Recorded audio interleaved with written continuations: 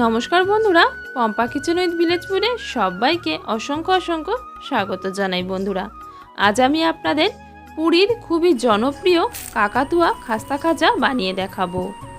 সামনেই রথযাত্রা রয়েছে, আর রথযাত্রার সবথেকে স্পেশাল খাবার হচ্ছে এই খাস্তা খাজা। এই খাস্তা খাজার রেসিপি শেয়ার করার জন্য আমাকে অনেক বন্ধু রিকোয়েস্ট করেছিলেন। সেই সমস্ত বন্ধুদের অসংখ্য অসংখ্য ধন্যবাদ। একদমই পারফেক্ট মুচমুচে রসালো খাস্তা খাজা বাড়িতেই খুব সহজে বানিয়ে নেওয়া যায়। কিভাবে বানিয়ে নেবেন চলুন দেখে নেওয়া যাক। সম্পূর্ণ দেখে অবশ্যই বাড়িতে ট্রাই করে দেখবেন, একদমই পারফেক্ট তৈরি হবে। তো মুচমুচে খাজা বানিয়ে নেওয়ার জন্য আমি প্রথমে একটি বড় পাত্রে নিয়ে নিচ্ছি 1 বাটি পরিমাণ ময়দা। একদমই মুচমুচে খাস্তা খাজা খাওয়ার জন্য অবশ্যই ময়দা দিয়ে তৈরি করতে হবে এই খাজাগুলি। তারপরে দিয়ে দিচ্ছি পরিমাণ মতন লবণ, আর দিয়ে দেব ময়ামের জন্য ঘি। 3 টেবিল চামচ পরিমাণ এখানে আমি ঘি দিয়ে দেব। যদি আপনারা ঘি খেতে পছন্দ না করেন তাহলে তেল দিয়েও ময়ামটা দিয়ে নিতে পারেন, তবে চেষ্টা করবেন ঘি দিয়ে ময়াম দেওয়ার, তাতে পারফেক্ট একটা টেস্ট আসবে। তো ঘিটা দিয়ে দেওয়ার পর সব কিছু একত্রে ভালো করে মিশিয়ে নেব, আর ময়ামটা দিয়ে নেব। ময়াম ঠিকঠাক দিয়ে নেওয়া হয়েছে কিনা সেটা চেক করে নেওয়ার জন্য সব কিছু একত্রে ভালো করে মিশিয়ে নেবেন। তারপর এই ময়দাটিকে হাতের মধ্যে এইভাবে মুঠো করে দেখবেন, যদি এক জায়গায় ডলা পাকিয়ে যায় আবার হাত থেকে ভেঙে দিলে একদম ঝুড়ো ঝুড়ো হয়ে ঝরে পড়ে, তাহলে জানবেন ময়ামটা একদমই পারফেক্ট তৈরি হয়েছে। ঠিক যেরকম ভেজা বালি হয় ঠিক সেরকম ঝুড়ো ঝুড়ো হয়ে ঝরে পড়বে। তো ময়দাটা আমার এখানে পারফেক্ট ময়াম দিয়ে নেওয়া হয়ে গেছে। এবারে ময়দাটা মেখে নেব। তার জন্য যে বাটিতে ময়দা নিয়েছিলাম সেই বাটিরই অর্ধেক বাটি জল নিয়েছি, অল্প অল্প করে দেব, আর একটা সফট ময়দার ডো তৈরি করে নেব। আমি এখানে পরিমাণটা বলে দিচ্ছি যাতে আপনাদের এই খাজাটি তৈরি করতে অনেক বেশি সুবিধা হয়। অল্প অল্প করে জল দিয়ে মিডিয়াম সফট একটা ডো তৈরি করতে হবে। প্রথমে বেশি জল দিয়ে ফেললে ডোটা নরম হয়ে যাবে, তখন খাজাটা পারফেক্ট তৈরি হবে না। তো ডো আমার এখানে তৈরি হয়ে গেছে, আর দেখুন এতটা পরিমাণ জল আমার বেঁচে গিয়েছে, মানে যতটা পরিমাণ জল নিয়েছিলাম তার অর্ধেকটা আমার এখানে লেগেছে। আর এরকম সফট করে আমি ডোটা তৈরি করে নিয়েছি। ডো তো পারফেক্টভাবে তৈরি হয়ে গেছে। ঢাকা দিয়ে রেস্টে রেখে দেব 5 মিনিটের জন্য।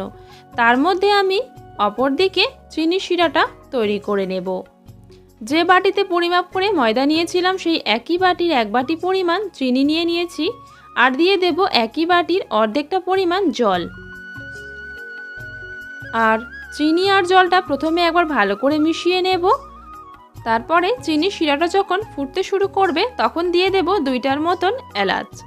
এলাচটা দিয়ে দেওয়ার পর কিছুক্ষণ সময় নিয়ে ভালো করে ফুটিয়ে নেব।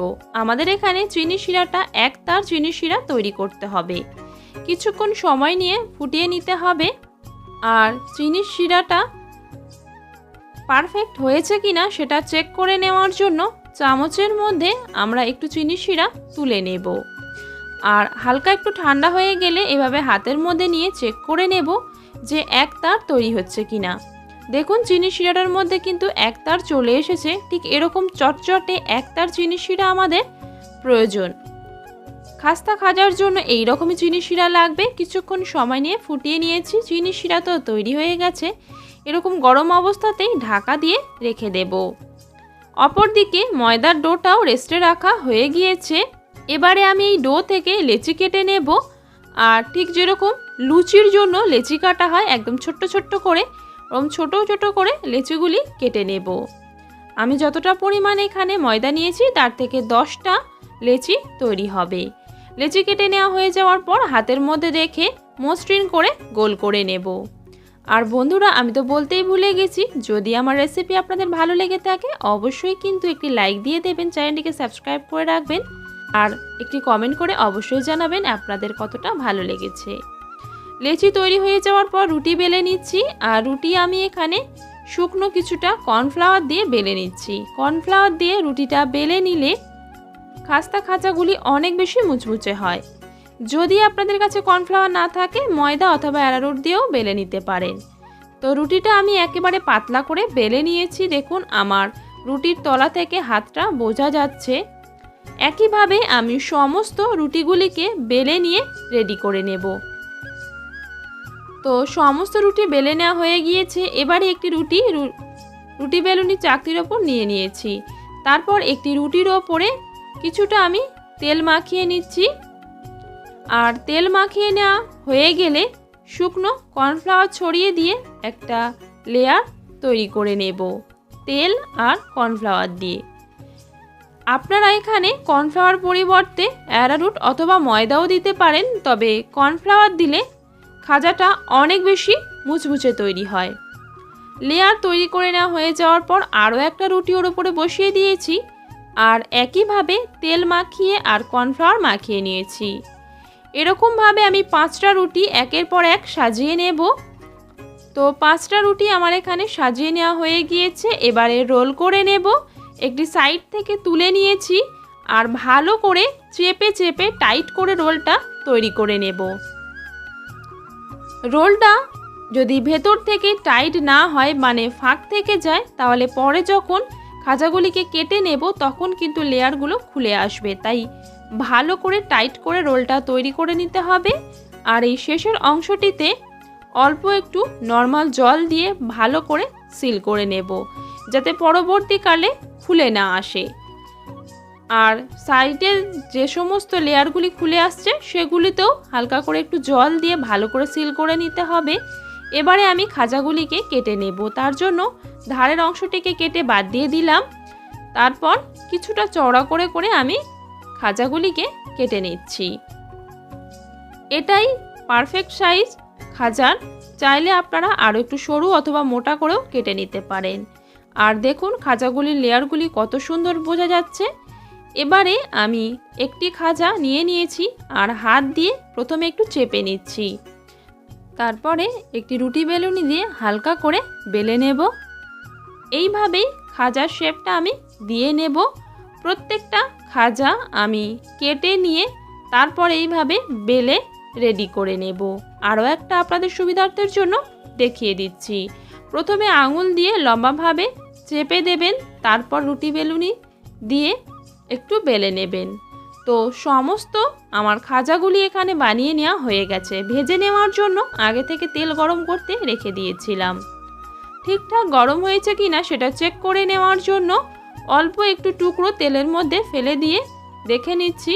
আর যদি ওই ময়দার টুকরোটা তেলে দিয়ে দেওয়ার সাথে সাথেই ওপরের দিকে ভেসে ওঠে, তার মানে তেল একদম ঠিকঠাক গরম হয়ে গেছে।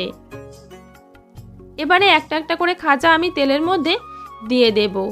আর দিয়ে দেওয়ার সাথে সাথেই নাড়াচাড়া করলে হবে না, অপেক্ষা করতে হবে যতক্ষণ না ওপরের দিকে এই খাজাগুলি ভেসে উঠছে। যখন খাজাগুলি এইভাবে ভেসে উঠবে তেলের ওপর, তখন একটি চামচ দিয়ে উল্টে পাল্টে খাজাগুলিকে একটু সময় নিয়ে ভেজে নিতে হবে। এক একটি ব্যাচের খাজা ভাজার জন্য প্রায় 5 থেকে 8 মিনিট সময় লাগবে। আর মিডিয়াম আছে এই খাজাগুলিকে ভেজে নিতে হবে। প্রথম পর্যায়ের খাজাগুলি ভেজে নেওয়া হয়ে গিয়েছে। আমি একইভাবে সমস্ত পর্যায়ের খাজাগুলিকে ভেজে নেব। আর যখন খাজাগুলি তেলের ওপর ভেসে উঠবে, খুব বেশি নাড়াচাড়া করবেন না, একটি চামচ দিয়ে উল্টে পাল্টে ভেজে নিলেই হবে। সমস্ত খাজাগুলি ভেজে নেওয়া হয়ে যাওয়ার পর চিনি শিরার মধ্যে দিয়ে দেব আর উল্টে পাল্টে কয়েক মিনিটের জন্য ভালো করে চিনি শিরার মধ্যে ডুবিয়ে রাখবো এই খাজাগুলিকে।